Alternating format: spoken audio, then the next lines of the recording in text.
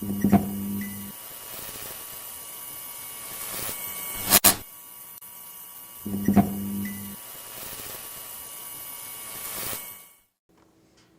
everybody? It's that time of year to start thinking about those monstrous, big old juicy bugs, the skwala. So, if you have any interest in watching monstrous trout rise like giddy little kids at Christmas just to eat a bug, this is the one you need. Grab your tools, grab your vise, let's have some skwala fun. Alright, let's get this thing started off with a needle in our vise. And why? Well, because we're tying an extended body skwala. Let's just get some thread started. When you're doing an extended body, one thing, you have to remove all the thread and material off of the needle. So if you start this with a really strong jam knot, you will never be able to pull it off cleanly. So loose threads, very loose threads, just to get everything started. And then pick a spot on this needle that's going to roughly give you that first body segment measure. And I know that sounds like a lot, but the more you tie these types of flies and in this style, the easier that kind of thinking will become. So for our extended body, got a piece of 2mm foam here from Hareline. Of course, color orange because we want that nice, obnoxiously bright body.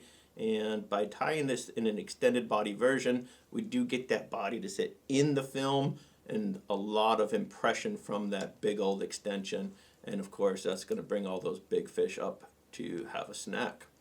So all I'm going to do is bend that over. So where this crease is now becomes the end of our butt section, if you will. But that's not enough. Let's go ahead and add some detail to this fly. Namely, let's start with some tails. So I'm going to take a bodkin. I'm going to just pick 2 spots here and poke my bodkin through the foam like so. And I can even show you guys. Ta-da! 2 holes. Now I'm going to take a couple pieces of peccary. By all means, you could sub in some moose mane or deer hair even. You're just going to have to be a little bit more crafty in how you get that into that foam. And I would recommend a second needle and use the eye of said needle almost like you would a threader, if you will, for your bobbin. And once I've got that peccary inside, now I can push this down so that I'm going to eat up all the white portion there of that quill from the peccary. And you see the tails are crossed. I don't care. This is supposed to just be buggy and natural, and by all means, these bugs do not have all these symmetrical legs and tails. They get, chewed up in their pupation process and all that, and they're getting nipped at by bugs or fish and birds. So, nothing wrong with that tail. If it drives you bonkers, by all means, you can fix that before you tie it. I'm okay with it. And this, if not, there you go. For those with the OCD, that'll get you through. So now all we have to do is get this foam around our needle. We're going to keep that peccary inside of our foam as we create these segments, and that in itself is going to trap the peccary, so we don't need any additional glues or anything like that. So now I'm just going to get that needle end into the close to middle as possible on both sides of that foam, like so. And now this is where it's a little tricky to get that first body segment right where you want it, but there we go. So now a little tug, make sure it's where I want it. If that needle is centered like it seems to be, I'll just continue. I'm going to go for 8 to 10 wraps of thread here. It's a fairly substantial amount considering what we're doing, but it's going to benefit you in the end because it'll give you that added strength. So here's our first section. Forgive my fingers, these first sections here are very crucial, so you don't want to let go of a lot of these moving parts until you've got a few sections built up. So this is where it's a little tricky, where these 2 pieces of foam meet each other are going to become my working area, if you will.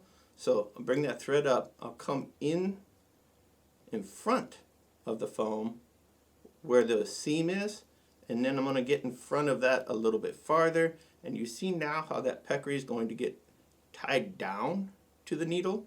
And now we've got our thread forward enough. We're ready for our second segment. And again, just get that started, position a little, and then complete. Again, looking for that 8 to 10 reps. Boom. So now, a couple sections done. How many sections? Well, it depends on the hook you're using, the desired look you're going for, all that good stuff. For today's fly, I'm looking at 5 of these extended body segments. And I consider this my third, because even though this is the butt or whatever you want to call it, it's still to me a segment. So there's 3.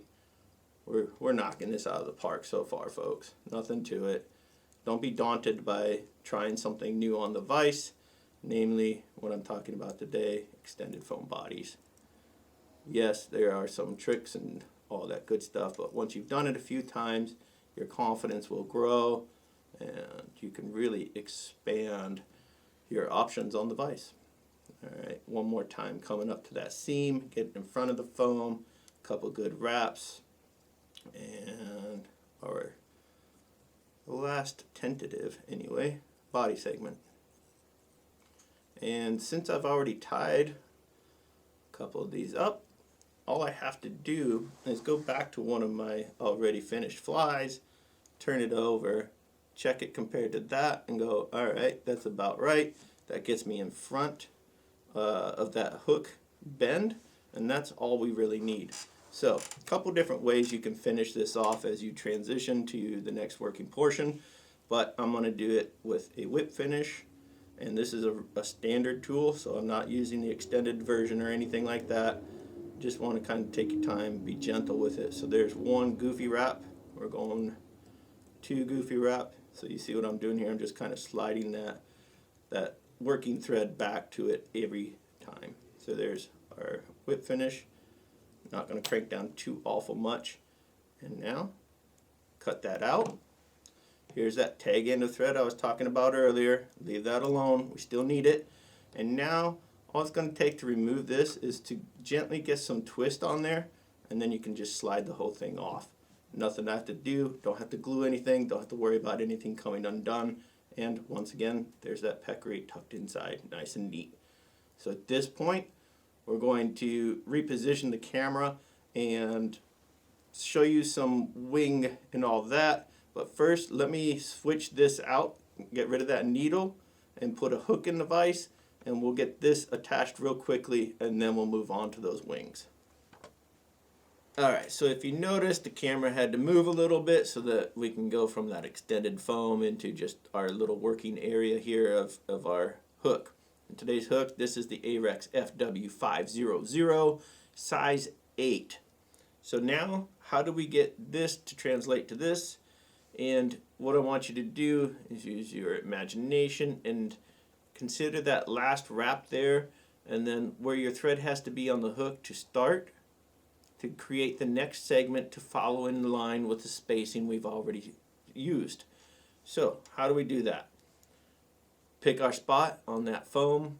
We're going to be opening the foam. We're going to take the hook out of the vise and penetrate in the very center of that foam. And then I'll show you what to do after that. So forgive me 1 second here. Just going to go off camera. And before I pierce this foam, where those peccary fibers come out there, now is the time to go ahead and trim like so, leaving intact our tag end of thread. So this is what I'm saying. This will insert now right about there, but I'm going to do that off camera so that I can actually see what I'm doing. Who'd have thunk? Being able to see where your thread wraps go is pretty important. Alright, get that pierced on the foam. Kind of work it up around the bend like so. It's not a pretty process, but it's absolutely doable. Get that back in the vise like so. And now, again, because of the way we tie this extended body, like you don't have to be gentle the whole time. And now I can work it back down the bend of the hook, get it out of my way so that I can come in here with my 6/0 uni, get it started on the hook shank, like so. This time we do want to trim out this tag. And now all I need to do, again keeping in mind, I'm going to work that thread down to the very last flat portion of the shank. And now, so that I can see when my foam is flat, I'm going to turn the vise on its side. So forgive me for half a second here. And this is really important, that first tie down segment on the hook itself, because we want that spacing to follow what we've already been doing, but more importantly, we want this to sit flat. So I'm going to be using some shenanigans, and by shenanigans I mean my left hand. So I'm going to get that first wrap on there, get some tension, nothing crazy, in case I have to undo and redo. So at this point, check my positioning, see if that's going to come off the way I want it to come off, and there's our extended body. Pretty happy with that position. And so now I'm just really going to start adding some pressure to these thread wraps and solidify where and how that body sits. So you can see it's trying to pull a little on that underside. That's okay. So let's talk about this tag piece that we left on there. If this were, let's say, a deer hair or something of that sort, by pulling this you're going to get it all tight. So there's the end of it. There's the tightness I'm looking for. Oh, got one more wrap there. And now that's what I want to solidify and tie down. Let me get my thread out of this madness. And there's my tag. Grab that a couple times with our thread wraps, like so. And now I can just trim that out. Boom. So again, if you want that curvature, a little more pull, and it'll add tension and kind of bring that rear portion back up farther. But I do want this sitting in the water, so we're not going to give a lot of pressure there. Let me bring my thread back down. Remember our spacing here, and there it is. As far as our body segments on the hook, this will be the last one of our actual abdominal segments. And it's going to, as far as the spacing goes, this lines up with being right at the hook point. So again, one little fine adjustment there, and by all means you could throw some super glue onto the hook, a little shank securing, if you will, and that's pretty much it for our extension portion of that body. I somehow have some of that tag peeking out right there. Trim that, and nothing to it. So there we go, looking pretty buggy so far. So now, one thing to keep in mind, I'm going to have a piece of black foam on there for the head, and what happens, you see that little orange sticking out as a tab, that's the top piece, it's not the bottom piece. So at this point I don't need the bottom piece anymore. I can carefully trim that out, don't cut your thread, and now what I can do is just bring that top portion down. And let's clean this whole underbody up a little bit before we continue. So I'm just tying this forward as though I were going to tie an Amy's ant or any amazing type of terrestrial pattern that's out there. And I can go ahead and grab that underside of foam like so, and just mashing it all down now. And there's where we need to be for our next fun adventure, which is going to be getting our wings prepared to tie in on top. So bear with us. Let's reposition the camera just a little bit because I want you guys to see what I'm about to do. Alright, so here we have a Gadwall feather, and this is the Platinum Gadwall Spawn Super Platinum Gadwall feather. Now what I'm going to do is coax all these fibers down toward the base, and I'll do it on both sides. So here's one that I've started with already, and so by using my thumb and index finger, I'll gently just keep coaxing those back, and then when they all lay proper and hold for me, this is the reason I'm using the Platinum, is I need these sections to reach all the way back past the end of the tail or the butt section here. So by doing this, all I'm going to do now is transfer my grip to my left hand and go right on top of our fly. And keep in mind, all these trapped fibers need to stay there, as well as getting that quill on top and flat. So we've got it tied in.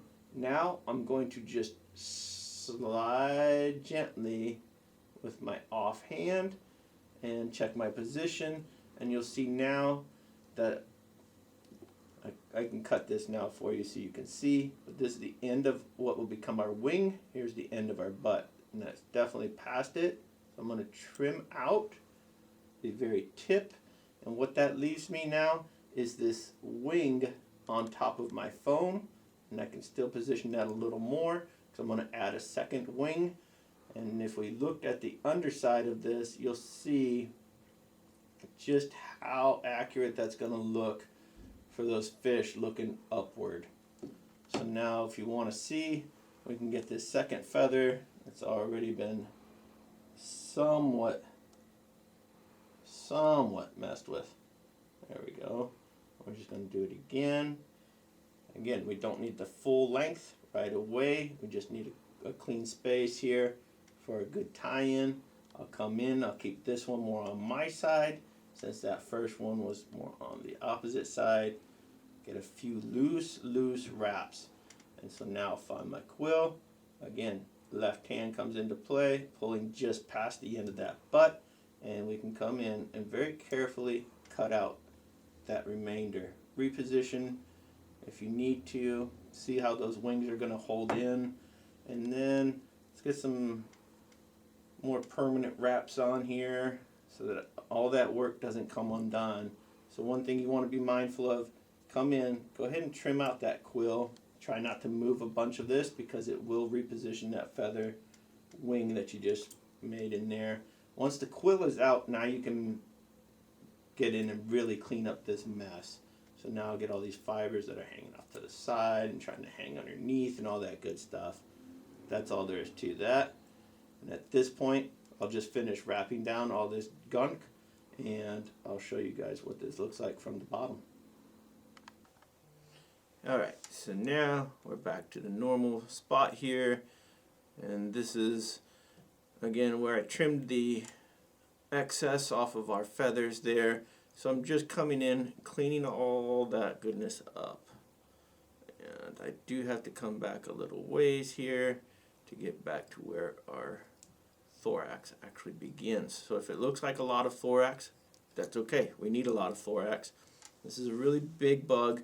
Lots of thorax, right? We're talking about, you know how stoneflies look, even in the nymph, half body, half thorax. So this is going to be absolutely perfect. Don't let that throw you off. This is exactly how it's supposed to be. Alright, so now on to our next bit of fun. And this is going to be adding in our black foam before we add in our hair second wing. And so again, 2mm black. All I've done is put that little crayon tip there, make it a little bit easier for me to tie this in. And after a couple solid wraps there, I'll just make sure it's all lining up and matching with our orange foam, and then I can crisscross and come back down. So there we go, the journey continues. By all means, this is tied to mimic the skwala, but you could use it for all your stoneflies, salmon flies, you name it. This would definitely get her done. Alright, so now for our second wing, if you will. And before we tie this in, I just want to show you, I'm going to try to pop this out of the vise and show you just how gnarly that profile is from underneath for those fish. I would eat it. I'm pretty sure they're going to eat it. So get that back in there. Just had a little show and tell for today. Alright, so now I do have some whitetail deer. I've pre-stacked it so that you guys don't have to listen to me tap that thing on the desk all day. And now I'm going to come in and I want that deer hair to line up with the very ends of our previous wings. I don't want it to cover up those tails. So just like so, transfer into my off tying hand. I'm going to get a couple soft wraps, and I'm just going to gently pull up. And you see how it just flares the front, doesn't flare the back portion. And now I've tied down. And I'm going to be looking to match up to where I stopped with that foam and wing and all that good stuff. So I've got some distance to travel here with my thread. Just be patient. Don't let go of that grip. That's the key. If you keep that grip. Now I've got some really solid thread wraps. You can see now I let go. Our wing whoop releases. And everything is groovy. I'm just going to come in now and trim out all these butt sections. And yes, you can pre-measure and pre-cut your hair and all that, but I like this method. You do you, I'll do me. Like so. Take your time. This is not a quick fly by any means, but it is very satisfying when you do get it finished, just because of how buggy it is. There's one loose fiber from our wing there. Now's the time to go ahead and clean that up. We're almost done, folks. I'm glad you're sticking with me.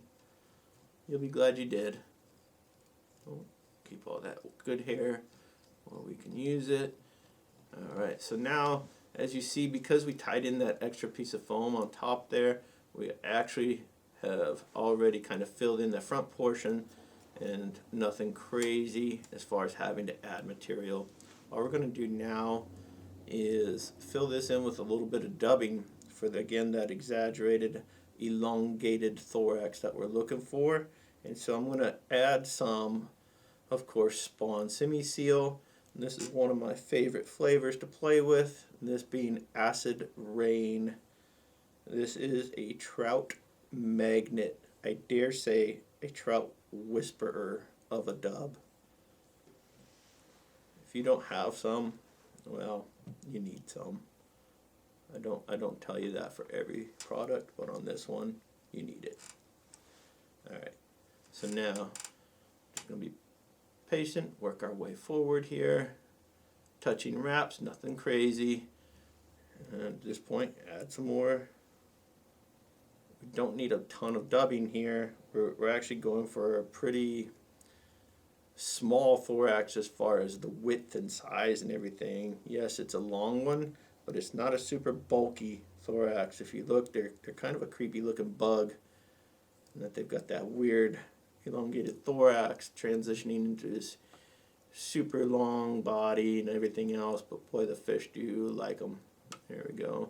Worked our way all the way back now, and at this point, you see this move, right? You know this move. I'm just going to bring that back and go ahead and tie it down. But who likes a challenge? I think I like a challenge. I know you guys like a challenge. Let's go ahead and poke a little hole in here real quick and another one next to it. Why? Well, why not? So let's go back to that peccary. How about we give this guy some antennae?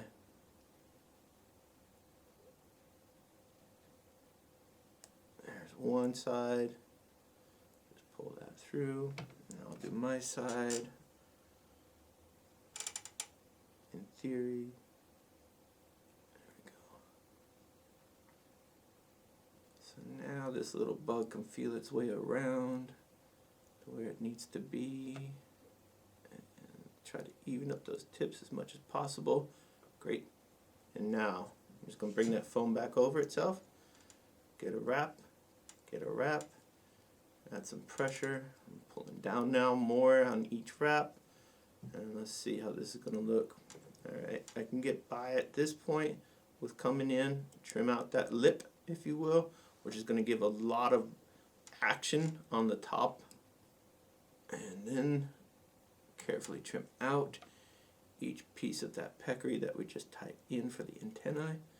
Being very diligent and making sure you don't cut out too much of that hair wing. Alright, get a couple more wraps to solidify our position of that top piece of foam, and that's going to be the top portion of our finished bug here soon.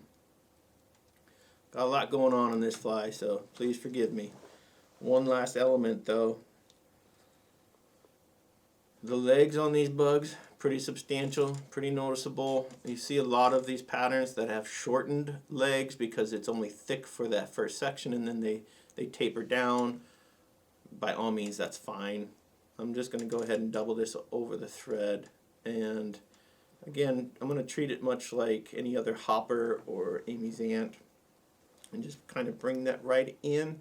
So where the two wings meet, being the feathered wing and hare wing, that's roughly where I want that leg to position. And I'll do the same on your side, and you can see exactly what I'm talking about. Not that it's difficult, because there really isn't other space for it other than where those two meet. So just follow that groove, let that leg slip right down to where you want it, and that's where I want it. I would say nothing but net, but we have to go fish it before that happens. So really solidify the positioning, make sure it's the same on both, and if it is, now we can get into our last whip finish here. And take your time, because again we're going to go here to the shank, but we got to get past the antennae and the legs. So that's how. It's just by not having a bunch of tension in your hands when you're doing your whip finish. So if you're struggling with that whip finish, this is the most outrageous whip finish you'll ever see, and it's still doable.